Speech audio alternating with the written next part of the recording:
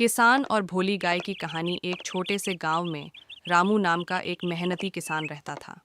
उसके पास ज़्यादा धन नहीं था, लेकिन उसका दिल बहुत बड़ा था। रामू के पास एक प्यारी सी गाय थी जिसका नाम था भोली। भोली गाय बहुत शांत, सरल और समझदार थी।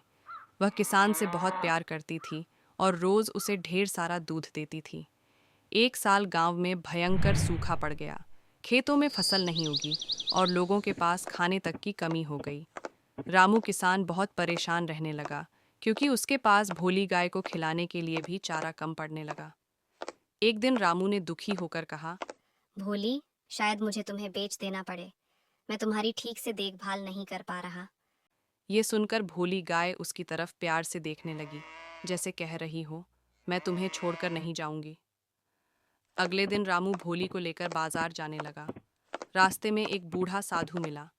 उसने किसान की परेशानी सुनकर कहा, बेटा, सच्चा प्रेम कभी व्यर्थ नहीं जाता। अपनी गाय पर भरोसा रखो। रामू ने साधु की बात मानकर गाय को बेचने का विचार छोड़ दिया और वापस घर लौट आया। कुछ दिनों बाद अचानक बारिश शुरू हो गई। खेत फिर से हरे हो गए और फसल अच्छी होने लगी। भोली गाय पहले से ज्यादा दूध देने लगी। रामू की मेहनत और उसकी गाय के प्रति सच्चे प्रेम ने उसकी किस्मत बदल दी।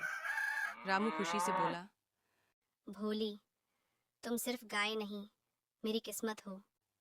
और फिर किसान और उसकी भोली गाय हमेशा खुशी से रहने लगे।